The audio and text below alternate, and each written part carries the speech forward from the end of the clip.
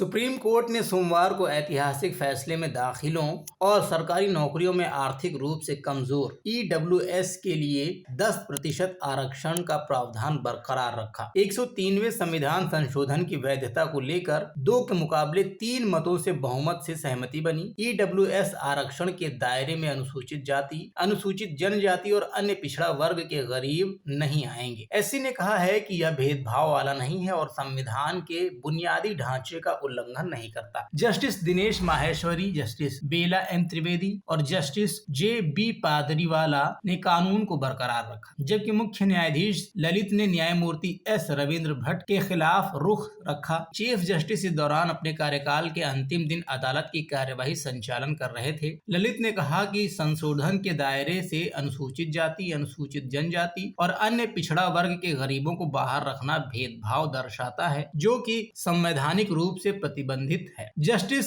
भट्ट ने अपना और सीजेआई का फैसला खुद ही लिखा। इसे पढ़ते हुए उन्होंने कहा वो इस मामले में बहुमत के दृष्टिकोण से सहमत नहीं है। गणतंत्र के 7 दशकों में पहली बार इस अदालत ने स्पष्ट रूप से बहिष्करण और भेदभावपूर्ण को मंजूरी दी है। हमारा संविधान बहिष्कार की भाषा नहीं बोलता है। मेरा मानना है कि यह संशोधन सामाजिक न्याय के ताने बाने को कमजोर करता है। जस्टिस भट्ट ने अपना अल्पमत का विचार व्यक्त करते हुए ईडब्ल्यूएस आरक्षण संबंधी संविधान संशोधन पर असहमति जताई। उन्होंने 103वें संशोधन कानून को इस आधार पर असंवैधानिक और अमान्य करार दिया कि यह संविधान के बुनियादी ढांचे का उल्लंघन है। प्रधान न्यायाधीश ललित ने न्यायमूर्ति भट्ट के विचार से सहमति व्यक्त की। न्यायाधीशों ने अदालत कक्ष में 35 मिनट से अधिक समय तक 4 अलग अलग बड़े फैसले पढ़े। जस्टिस माहेश्वरी ने अपना निर्णय पढ़ते हुए कहा कि 103वें संशोधन को संविधान के मूल ढांचे को भंग करने वाला नहीं कहा जा सकता। उन्होंने कहा कि आरक्षण सकारात्मक कार्य करने का एक जरिया है ताकि समतावादी समाज के लक्ष्य की ओर सर्व समावेशी तरीके से आगे बढ़ा जा सके। यह किसी भी वंचित वर्ग या समूह के समावेश का एक साधन है। जस्टिस त्रिवेदी और जस्टिस पारदीवाला ने